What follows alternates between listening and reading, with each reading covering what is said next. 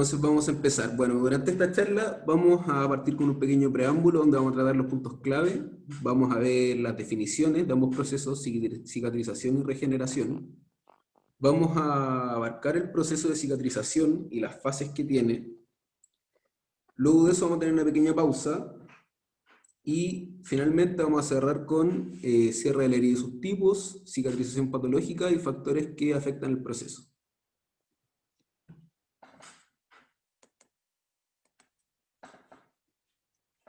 Ya. Entonces, la cicatrización es la respuesta de un tejido que ha recibido un estímulo lesivo que le genera una pérdida de masa celular. Bastante simple. Pero, efectivamente, el término cicatrización puede generar una pequeña confusión al momento de abarcar los procesos que participan de ella. El término en inglés es wound healing o sanación de herida, que es mucho más claro. Vamos a ver un poco más adelante por qué.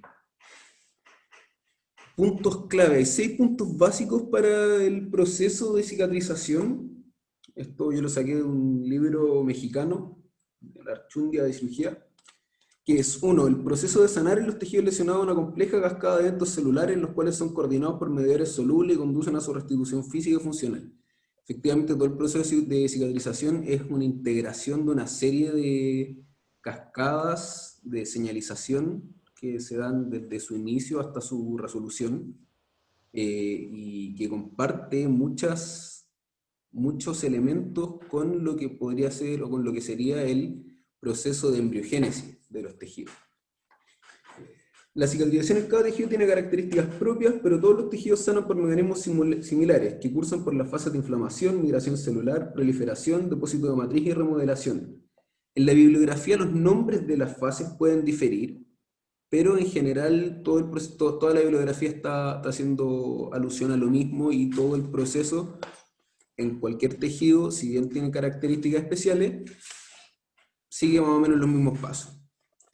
El cirujano debe conocer los factores locales, los factores sistémicos y las causas técnicas que pueden obstaculizar la evolución normal del proceso. Uno de los mejores ejemplos, que lo vamos a ver más adelante en cicatrización patológica, es que es lo que sucede cuando hay una herida que está suturada en una zona donde está tensión.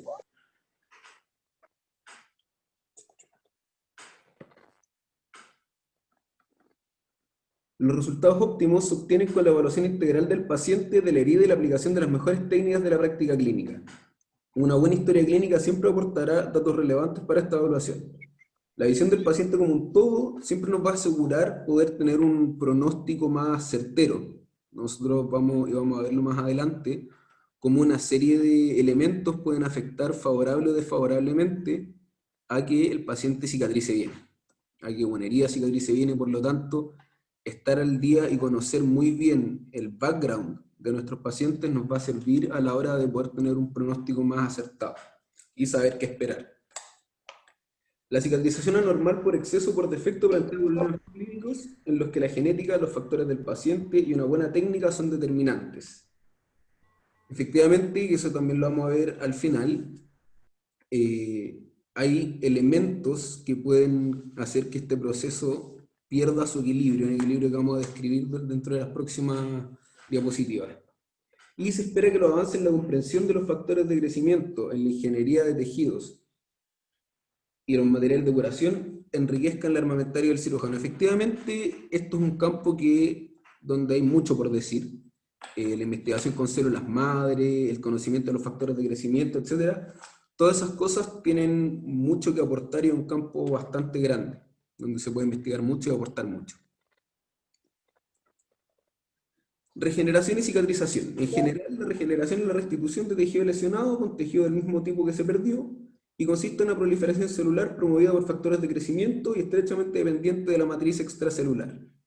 Puede darse por proliferación de células originales o por diferenciación de células madre presentes en el tejido, mientras que la cicatrización consiste en una reparación que se lleva a cabo mediante la restitución de las células lesionadas con tejido conjuntivo. Bueno, aquí volvemos un poco a lo que les decía antes, cuando nosotros hablamos de cicatrización, son ambos procesos. Estos son dos procesos que tienen un balance que dependiendo del tipo de tejido va a primar ya sea la regeneración o la cicatrización, pero suceden ambos en conjunto. Regeneración. En la regeneración, como decíamos, existe una proliferación celular, principalmente de tres tipos celulares en el tejido: los residuos del tejido lesionado, las células endoteliales vasculares y los fibroblastos. Los residuos del tejido lesionado, bueno, vamos a ver un poco más adelante que eso depende, pero en general son las células que están en el tejido donde hubo esta pérdida tisular, donde hubo esta noxa, y que están tratando de volver a la normalidad, que generan mitosis en respuesta a la pérdida de la continuidad y que efectivamente tratan de recuperar su forma y función. Las células endoteliales vasculares, por un proceso que vamos a ver en detalle más adelante, también participan de este proceso generando todo lo que es la vascularización y la neovascularización del tejido que se está regenerando, y los fibroblastos, que aportan la matriz extracelular necesaria para dar un soporte funcional y estructural al proceso.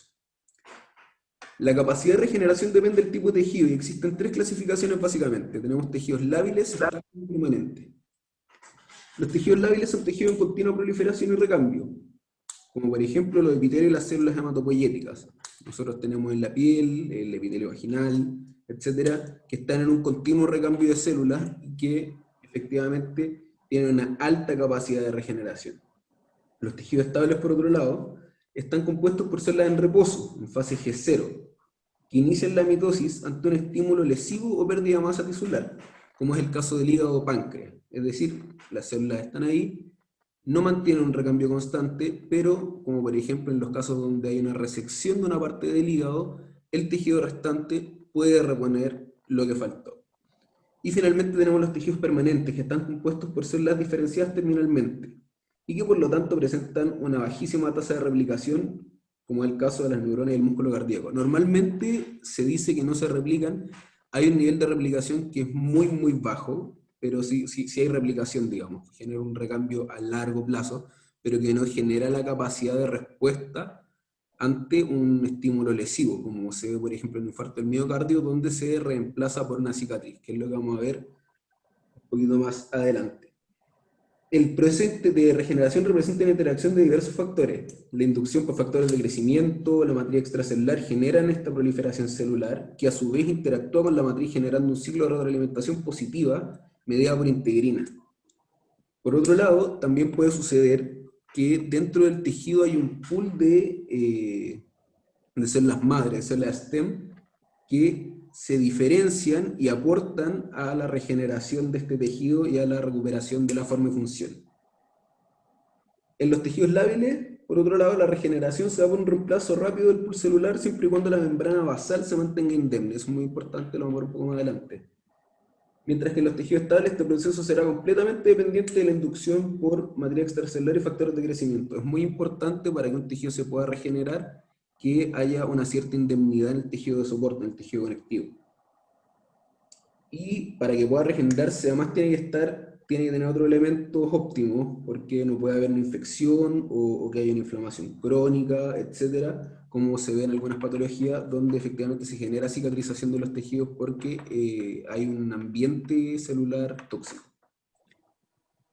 Y efectivamente, mientras más tóxico es este ambiente, ya sea por infección, ya sea por inflamación, vamos a tener, o por toxicidad, por ejemplo, en el caso del hígado, en el caso de la cirrosis, vamos a tener un mayor grado de cicatrización. Reparación por tejido fibroso. Esta es la que nosotros llamamos la cicatrización. Esta es la formación de la cicatriz. Es el proceso de formación de un parche de tejido conjuntivo que se genera por la formación de la cicatriz y la regeneración de las células residuales, siendo este último proceso dependiente de las condiciones del tejido previas y posteriores a la lesión. La formación de la cicatriz como proceso prevalente se puede asociar a lesión tisular grave o crónica, a daño en células parenquimatosas o epitelios, pero también, ojo, asociado a la lesión del tejido conjuntivo, o sea, en un tejido estable, como habíamos nombrado previamente, como el hígado. Si yo, además de dañar la célula, daño el tejido conjuntivo, o supero la capacidad de reparación también, yo voy a generar este proceso de cicatriz. Y por último, daño en tejidos permanentes, como la sería el infarto al miocardio.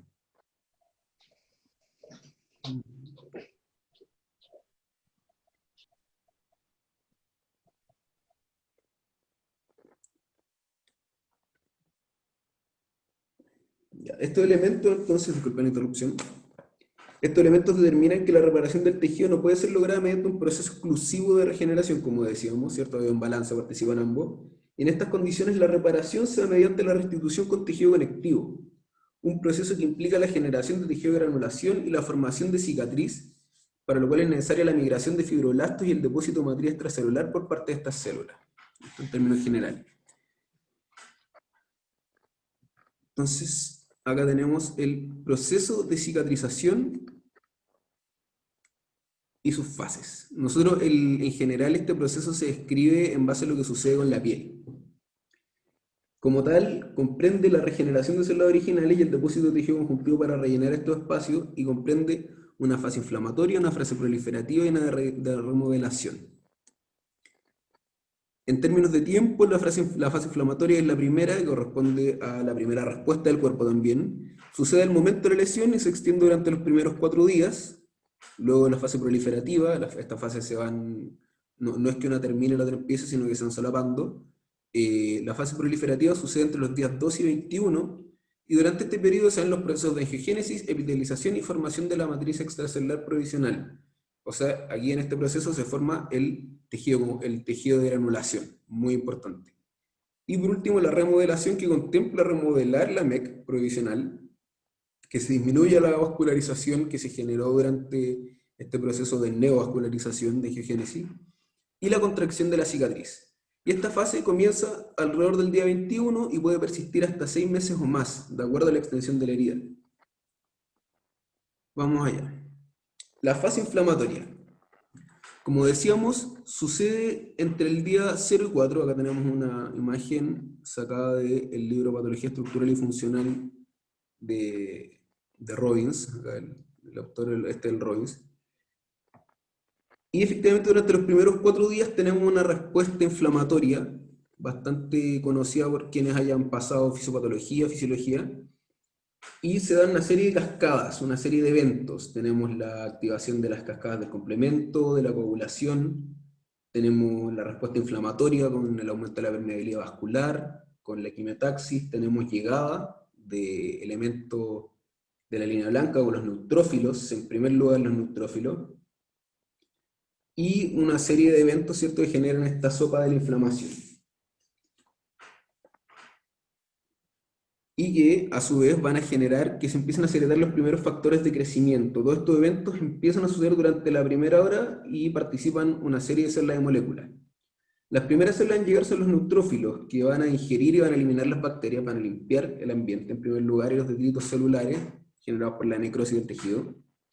Y luego de 24 horas, aparte de los neutrófilos, vamos a encontrar los macrófagos, que van a seguir ingiriendo detritos celulares y limpiando el ambiente, pero que además van a desempeñar un papel esencial en la producción de los factores de crecimiento en la fase proliferativa. Son una de las células más importantes del proceso, aunque son los primeros que empiezan a dirigir. Acá, como vemos, tenemos en el gráfico día 1 y en adelante la presencia de estas células, y que efectivamente van a ayudar a entregar los factores de crecimiento y los elementos de señalización para poder dirigir todo este proceso.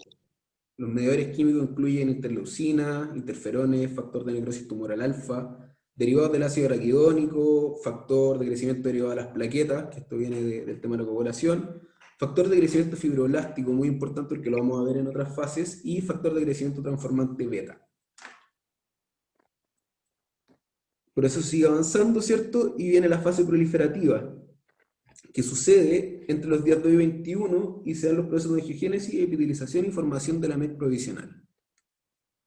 Se forma, como dice aquí, el tejido de granulación, y esto es lo que nos va a dar el gran parche, es lo que nos va a dar la gran matriz de la que se va a valer nuestro tejido que está regenerándose. Durante esta fase, los procesos principales se concentran en la formación de un tejido nuevo para rellenar el espacio de la herida, para lo cual es clave el fibroblasto, que va a presentar una serie de funciones, y es una molécula, y es una célula sumamente versátil, que va a participar secretando moléculas, que se va a diferenciar en un momento, y que efectivamente va a hacer todo el proceso, va a ser la mayor parte del proceso. que va a orquestar, va a secretar los componentes de la MEC, como colágeno, glucoproteína, factores de crecimiento, que va a inducir la proliferación y migración a su vez de células endoteliales, y la angiogénesis, va a apoyar la angiogénesis, ¿cierto? El componente final va a ser la epitelización, durante la cual las células epiteliales al borde de la herida proliferan para dar una superficie nueva, similar a la existente en el tejido previo a la lesión. Y como decía, el fruto va a ser este tejido de granulación, que es un tejido conectivo húmedo, de color rojo brillante, que contiene capilares de neoformación, fibroblastos en proliferación y células inflamatorias residuales.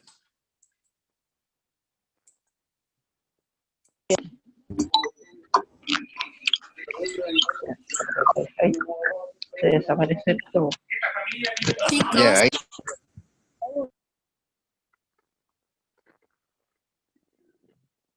Ahí creo que está todo el mundo muteado.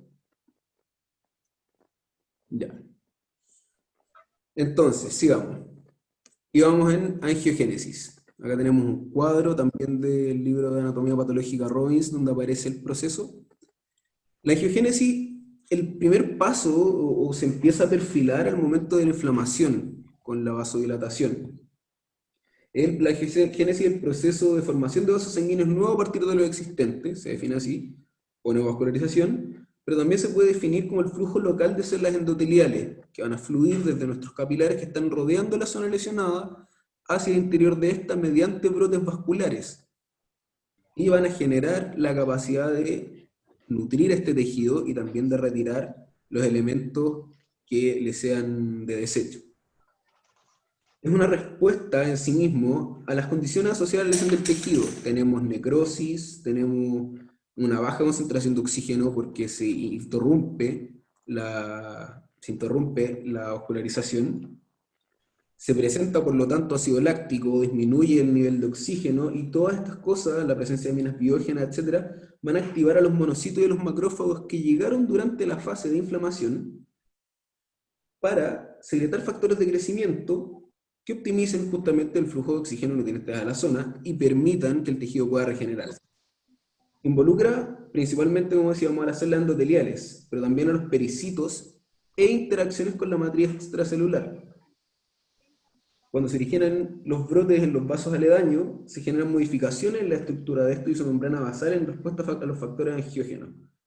Estos factores que toman parte del proceso son principalmente, y el protagonista, el factor de crecimiento endotelial vascular, o VEGF, que se asocia a una vasodilatación por aumento de la producción de óxido nítrico y consecuentemente de la permeabilidad capilar. Y esto que nos va a permitir la salida, ¿cierto?, de elementos celulares para generar estos brotes.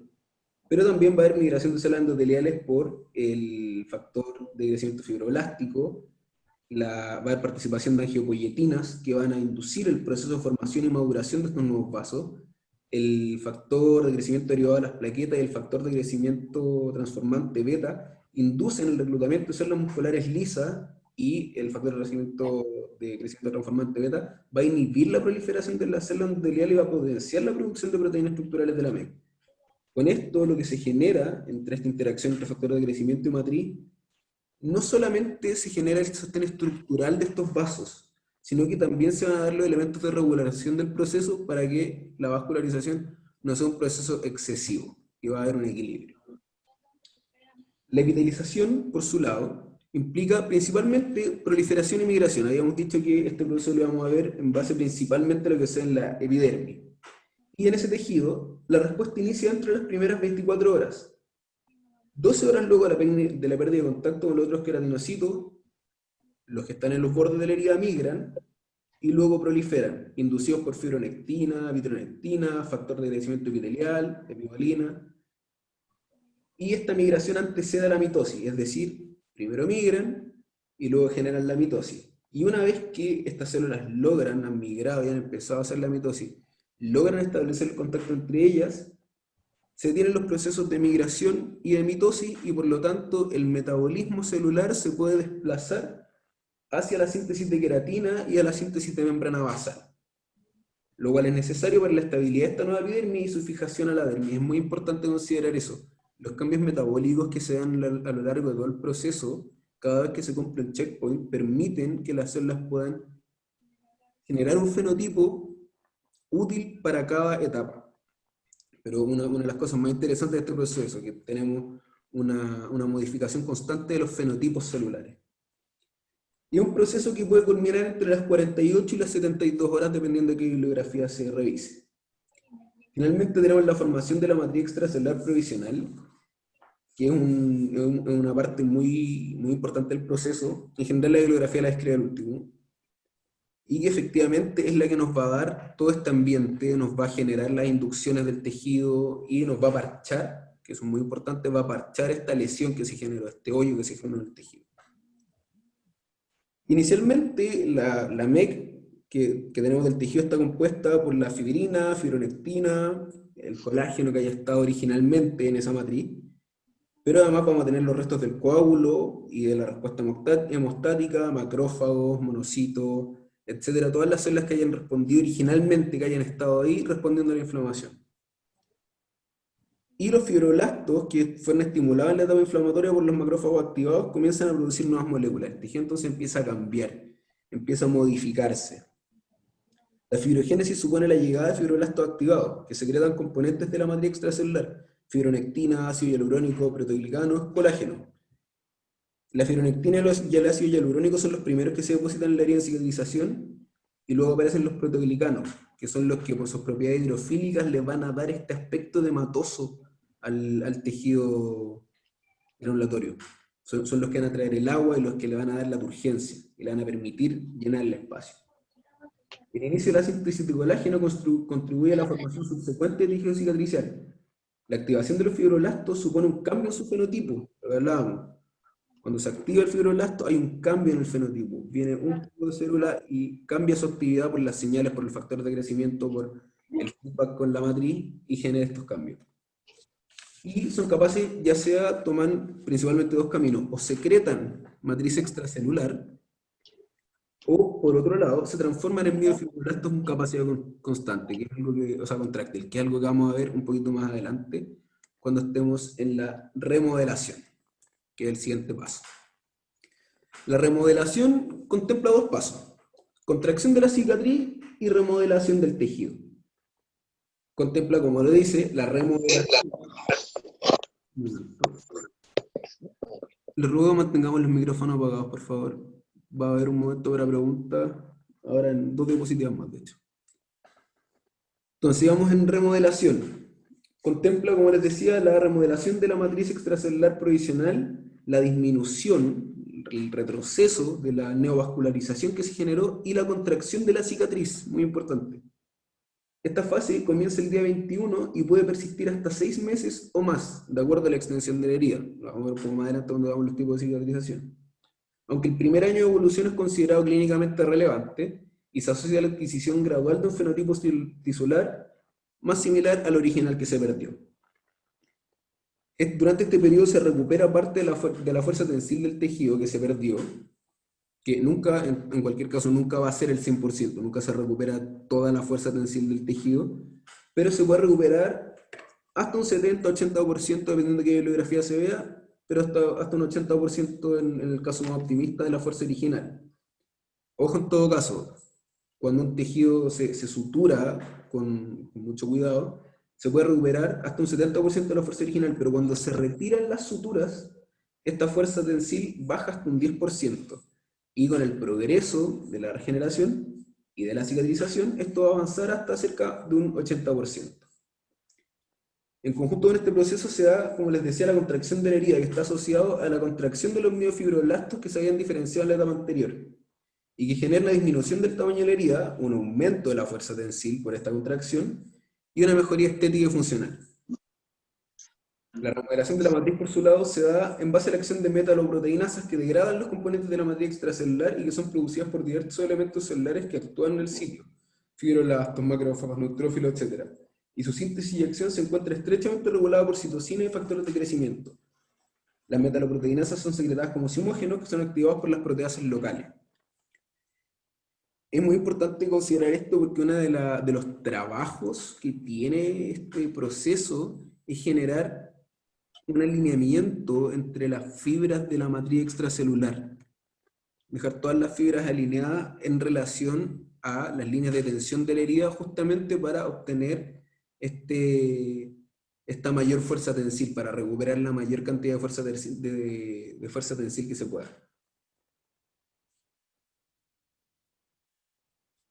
Y el proceso culmina finalmente con la disminución de la vascularización, con una remodelación completa del tejido fibroso no formado y un equilibrio entre síntesis y degradación de los componentes fibrilares de la matriz extracelular, ¿cierto? Como explicábamos, de la alineación y de que quede justamente lo necesario para mantener este tejido funcionando. Y finalmente, ya cuando nos encontramos con la cicatriz final, pasa de un tejido de granulación altamente vascularizado a una cicatriz pálida, avascular, compuesta por fibroblastos inactivos, fibras densas de colágeno, fragmentos de tejido elástico y otros componentes de la matriz. Y efectivamente, bueno, acá tenemos el caso de una cicatrización completa, donde efectivamente el tejido queda un poco hundido porque se pierde parte de la población celular y queda esta matriz que no es de la misma calidad que la que había anteriormente. Ya chicos, yo voy a hacer una pequeña pausa, así que es buen momento para que puedan hacer preguntas, si es que tienen alguna. Los leo en el chat, los escucho, si pueden levantar la mano. Vamos a darnos 5 minutos para responder preguntas. Aquí Dante Paredes Yucra decía, hay drogas para acelerar el proceso de cicatrización, y responde Miguel Vargas, corticoides, interferón, etc. ¿Alguna otra pregunta? ¿Está quedando claro? ¿Se entiende bien?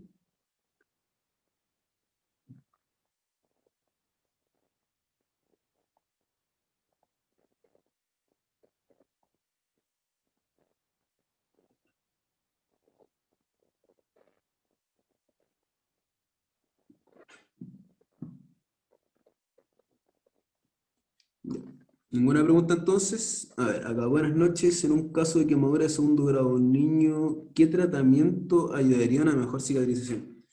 La verdad yo no podría darle consejo médico, yo no soy médico, pero si hubiese algún médico acá, creo que había una médico entre nosotros en el chat que pudiese indicar algún tratamiento.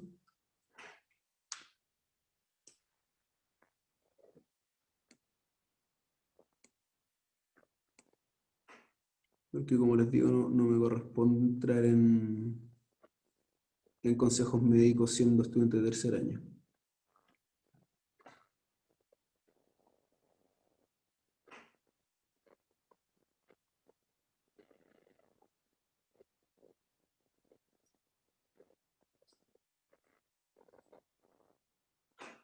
Va a quedar eso pendiente para Rudy. Disculpa Rudy, la verdad no puedo, como te digo, entrar en darte consejos, que eso correspondería a un médico. Vamos a seguir entonces. Ahora lo que viene es cierre de la herida, que es la visión ya más clínica de este proceso. Va a ser un poco breve, porque la bibliografía en realidad no se extiende demasiado al respecto, pero sí son conceptos importantes para el estudiante de medicina. Entonces, cierre de la herida. Tenemos en términos generales 3 categorías de cicatrización, que son de acuerdo a las características de producción de la lesión, a la presencia, ¿no?, de elementos externos y a su pronóstico de evolución, las que son cierre por primera intención, cierre por segunda intención y cierre por tercera intención. Los nombres, especialmente de los últimos 2 tipos, pueden variar en la bibliografía, pero vamos a ir abarcándolos todos. Y lo importante es efectivamente entender las características de cada uno. El cierre por primera intención, que es el mecanismo más básico, el primero que se explica, es el que normalmente se tiene luego de una incisión quirúrgica limpia, con bordes limpios y claros, sin presencia de tejido o sin gran cantidad de tejido necrótico, sin presencia de elementos infectados, sin presencia de contaminación, ¿cierto? Y que efectivamente no presenta complicación. El cierre se da por aproximación, por sutura, porque la pérdida de tejido es mínima, y porque no hay infección bacteriana, por lo que se siguen las 3 fases que habíamos visto antes, ¿cierto? Inflamación, proliferación y remodelación. Y se siguen de forma más o menos secuencial, y va a haber una resolución bastante completa en aproximadamente 15 días según la bibliografía, la cicatriz debería quedar bastante fina y el proceso de epitelización debería ser bastante completo. Aquí es donde se puede alcanzar la mayor, la mayor funcionalidad y el mejor resultado estético de una cicatriz, que es probablemente lo que siempre se debería aspirar. Pero como vamos a ver, no siempre sucede así. Como por ejemplo, en el cierre por segunda intención, o también llamado cierre por granulación o secundario, dependiendo de la bibliografía, que se genera por una serie de posibilidades: una pérdida tisular más extensa, por presencia de agente externo, porque puede ser una herida grave, puede tener un absceso, una úlcera, puede existir una gran pérdida de sustancia, puede haber material extraño, tejido desvitalizado en los bordes, etc. El cierre por primera intención se vuelve imposible y por lo tanto se deja la herida abierta, se cubre con apósito, se sigue el plan de tratamiento que considere más apto el médico para mantener las mejores condiciones, pero se deja que la herida sane y cierre por sí sola. Y se llama así justamente por eso, porque el tejido granular, el tejido de granulación, va a ser el que lleve a cabo este proceso y va a ser lo que más se busque proteger, va a ser lo que más se busque sanar. Cuando se debride se va a proteger al tejido de granulación, se va a tratar de no retirarlo, se va a tratar de que este tejido pueda generar la regeneración de esta herida que efectivamente no se pudo cerrar por primera intención. Es muy importante en todo caso que una herida que pudiese haber cerrado por primera intención por complicaciones postoperatorias puede infectarse y cicatrizar por segunda intención. Entonces, mucho cuidado a la hora que nos toque justamente hacer los cierres de la herida, de procurar la mayor limpieza para no caer en esto, porque genera una situación mucho más inflamatoria, con una reacción inflamatoria más intensa, con mucho tejido de granulación, con mucha materia extracelular, con formación de una cicatriz más grande, con una contracción de la herida y que efectivamente va a tener un resultado estética y funcionalmente menos favorable, además de un tiempo de sanación más largo.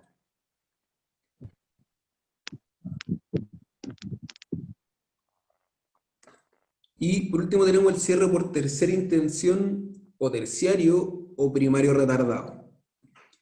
Que en este caso esto es una decisión.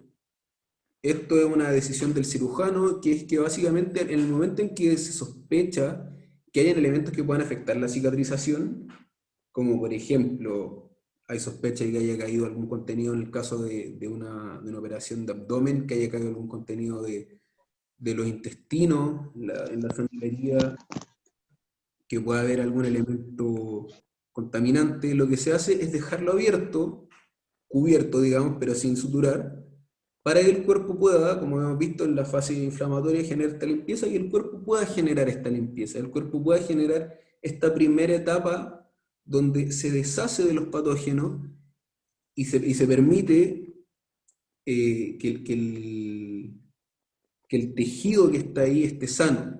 Lo que se busca es tener la claridad que el tejido esté sano. Y esto, por ejemplo, en la bibliografía se mencionan como ejemplos las heridas traumáticas, por ejemplo, por un elemento cortopunzante, por ejemplo, un machetazo, que a mi paciente le haya llegado a una herida donde yo tengo bordes claros, por ejemplo, en el caso de si un machetazo está limpio, yo tengo bordes claros, pero puede haber una contaminación. Entonces lo que se hace es que justamente se limpia muy bien la herida, se trata con mucho cuidado, se la deja 3 o 4 días para que se limpie, para que el cuerpo pueda eliminar el patógeno y luego se cierra. La ventaja de esto es que la fuerza tensil de la cicatriz es la misma que con el cierre por primera intención porque el concepto es el mismo. O sea, al final luego estoy aproximando los extremos, estoy sudurando y recuperando la mayor funcionalidad y el mejor resultado estético. Y al mismo tiempo, como demoré el proceso, todo este tejido necrótico, todo lo que pudiese haber habido ya se eliminó y el tejido está en condiciones para recuperarse de la mejor forma. Pero estos son los mejores escenarios, entre comillas, porque nosotros podemos tener la cicatrización patológica. Acá tenemos dos ejemplos que están en un manual de cirugía de la Universidad de los Andes, que son una cicatriz hipertrófica y un queloide, ¿cierto? Que son los principales, en toda la bibliografía que revisé, los principales problemas que se demuestran son estos, junto con otros dos. pero vamos a ir avanzando, ¿cierto? La cicatrización patológica se puede dar por una serie de situaciones. Disculpa, hay alguien rayando la pantalla. Hay una serie de situaciones que pueden generar esta cicatrización patológica. Puede ser la tensión en el sitio, puede ser, vamos a ver en otros tipos, problemas a nivel metabólico, etc. Los queloides, vamos a partir por ellos, son cicatrices que sobrepasan los bordes originales de la herida en forma y tamaño y son generados por un exceso de colágeno durante el proceso de cicatrización. O sea, en el momento de la remodelación tenemos un desbalance entre la síntesis y la degradación. Son más comunes en personas de piel oscura, según la bibliografía, y crecen como un tumor benigno y generalmente se van a ubicar en zonas de alta tensión. Por otro lado tenemos la cicatriz hipertrófica, que al igual que el queloide, sobrepasa el tamaño original de la herida, pero no se solevanta, ¿cierto? No genera esta elevación por sobre el nivel de la piel, o no de forma tan relevante como lo hace el queloide. Se pueden presentar en cualquier parte del cuerpo y se pueden dar una aproximación adecuada a los bordes de la herida o por suturas bajo tensión. En el caso de la cicatriz hipertrófica, de hecho en la bibliografía aparece un muy buen ejemplo, que es el de las personas que han sido sometidas a una cirugía de corazón abierto, que se le hace una esternotomía y efectivamente luego cuando uno ve a esas personas hay una cicatriz que en muchos casos puede ser hipertrófica por la tensión a la que es sometida la piel del esternón. También hay otros dos que no están incluidos en la imagen, pero que serían la dehiscencia y la úlcera. La dehiscencia es que básicamente la herida se abre, tan simple como eso, que puede darse porque o hubo una aproximación inadecuada o el tejido no tenía la capacidad de sostenerse, de sostener las suturas que se utilizaron para unirlo. Finalmente tenemos la úlcera, que es un defecto en la epitelización, un defecto grave, que es atribuible principalmente a patología circulatoria local, ¿cierto? Las úlceras venosas, que se ven muchas veces en los pacientes, o las úlceras por presión, etc. Ahí nosotros tenemos los ejemplos de la úlcera. Y vamos a ver que todos estos problemas se generan por factores que habíamos mencionado antes, de que efectivamente hay que tener una buena historia clínica. Acá está. El principal problema, que de hecho hay bastante consenso en la bibliografía que estuve revisando al respecto, son las carencias nutricionales. Cuando una persona no tiene el consumo suficiente de proteínas que le permita mantener una buena concentración de proteína sérica, no consume suficientes vitaminas, no tiene suficientes minerales, o no tiene una ingesta calórica suficiente como para sostener los requerimientos de este proceso, nos vamos a encontrar efectivamente con que hay una cicatrización que está mucho menos favorable, tiene un proceso mucho menos favorable, ¿cierto? Por darles ejemplos, la falta de proteína sérica puede generar un retraso en todo lo que es el depósito. En general es en el depósito, principalmente en el depósito de materia extracelular en la proliferación celular, por la necesidad evidente del metabolismo celular de proteína.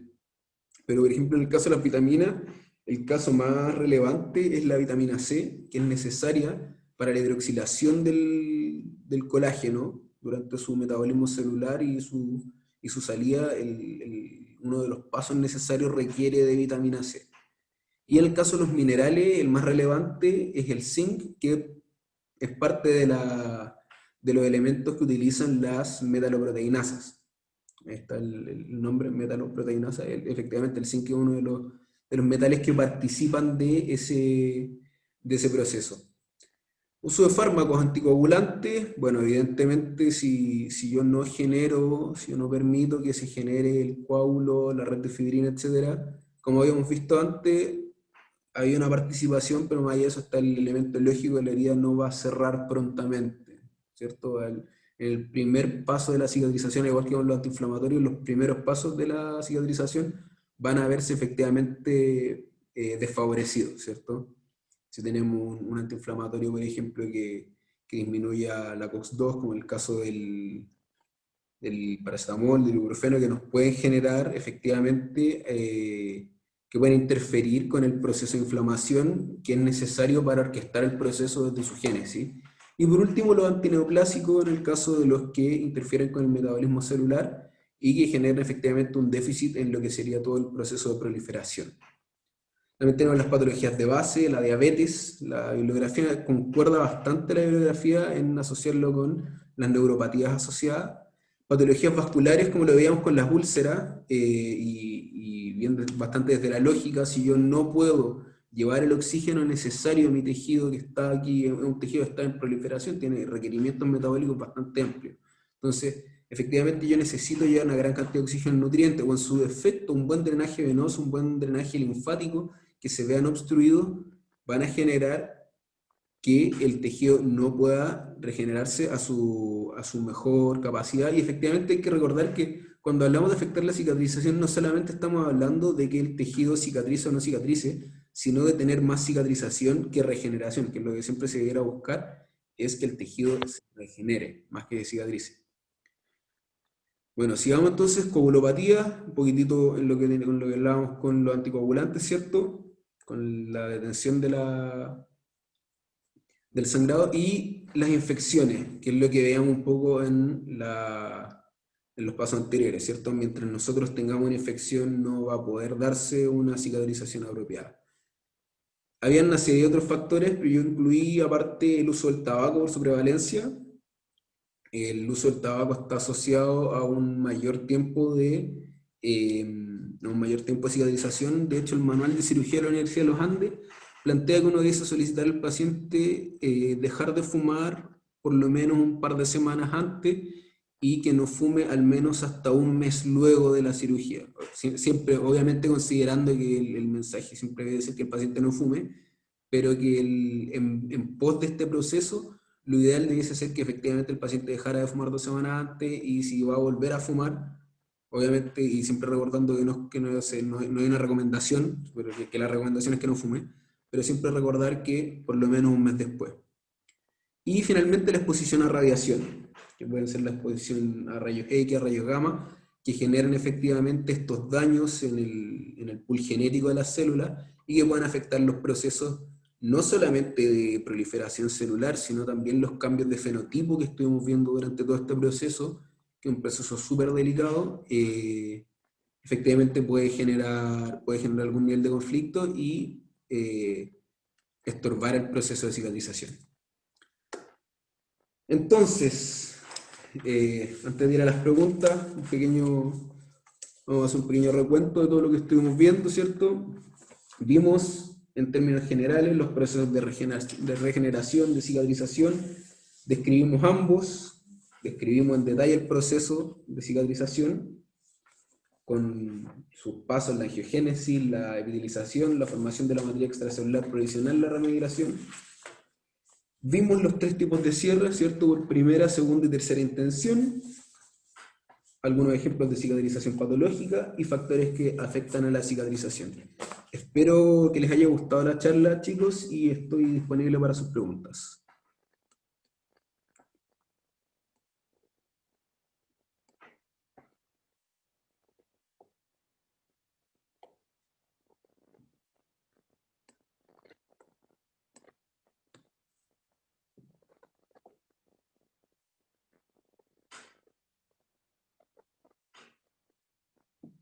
Muchas gracias, Jorge Verástegui, le gustó la charla.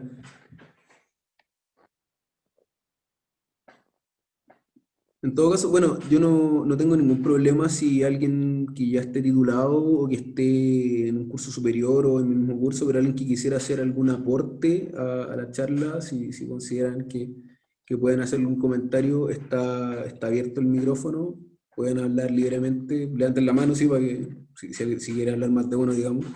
Pero muchas gracias por la atención, muchas gracias de nuevo a MedPassion por la oportunidad, y espero poder presentar nuevamente para ustedes. Nos pregunta Dante Paredes, ¿qué hace con proceso de cicatrización se ha interrumpido? A ver. Un proceso de cicatrización, tú lo podrías interrumpir, o se podría decir que se interrumpió ante, por ejemplo, una dehiscencia, ¿cierto? En general no podemos decir que se interrumpió, que se detuvo, o sea, va a haber actividad celular, pero efectivamente ese proceso se va a ver interrumpido. Y efectivamente, si tenemos, por ejemplo, en algunos casos, si hubiese una colonización bacteriana, donde las bacterias efectivamente a través de su metabolismo pueden generar daños tisulares, ahí también podría haber una interrupción del proceso de cicatrización.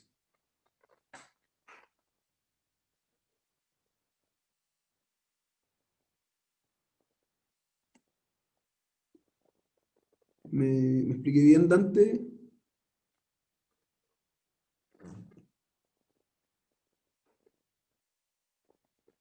Excelente. ¿Alguna otra duda, alguna otra pregunta, chiquillos?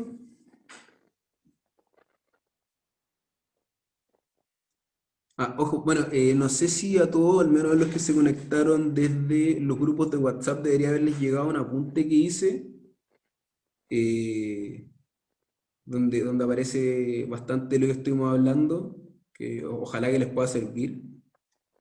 Muchas gracias por su atención. Y aquí está en todo caso la bibliografía que utilicé. Hago la mención en todo caso, los comités normalmente piden bibliografía internacional, ¿cierto? Y en este caso ocupé 3 libros que son bastante, bastante amplios, de amplio espectro. Acá el tratamiento en piel de tilapia en el caso de cicatrización de quemadura, sí, yo en algún momento escuché eso, he leído algún artículo de eso, algún paper en algún momento de que efectivamente el tratamiento con pescado, con piel de pescado. El tratamiento en piel de tilapia en caso de cicatrización de quemaduras ya se está utilizando creo que en la clínica Indisa acá en Chile, que tiene una unidad de quemados bastante avanzada, tengo la impresión de que se puede haber utilizado, no estoy seguro, pero tengo la impresión de que se puede haber utilizado. En todo caso, Miguel, este es un tema súper amplio, súper nuevo. De hecho, ojalá que esta charla le sirva a alguien que esté viendo para motivarse, para hacer alguna revisión bibliográfica, porque hay mucho, mucho, mucho. O sea, esto es solamente la base, esto es el principio, lo general. De aquí en más pueden sacar ideas para hacer revisiones, para ver en qué está el estado del arte. Hay muchas aplicaciones, desde la terapia celular hasta justamente esta clase de, esta clase de terapias como la de la piel de tilapia, etcétera. O sea, es un tema súper amplio, como les digo, ojalá que alguien aquí saque la motivación para estudiar y para hacer un paper. Al final en medicina podemos aportar mucho. ¿Alguna otra pregunta? Ahí está. De nada, Miguel. Bueno, creo que eso sería entonces. Nuevamente, muchas gracias a ustedes por su asistencia. Me siento muy honrado de que haya una asistencia tan amplia. No esperé que fuera a venir tanta gente. Gracias al equipo de MedPassion por haber organizado esto. Están haciendo un trabajo excelente y ojalá que esto se pueda seguir repitiendo esta instancia. Y eso, y espero que les haya servido esta charla para repasar a los que ya hayan pasado esta materia, para interesarse a los que todavía no la hayan pasado, y que todos tengan un muy buen semestre. Y gracias también a Cintia, ya en específico gracias a Cintia del equipo de Passion, que estuvo guiándome en los últimos preparativos de esta charla, a Nasira y a Rino de mi universidad, que son parte del equipo de Passion, que están organizándolo desde la UPB y que fueron gracias a los que yo llegué. Así que eso, muchas gracias chiquillos y que tengan una muy buena noche. Hasta luego.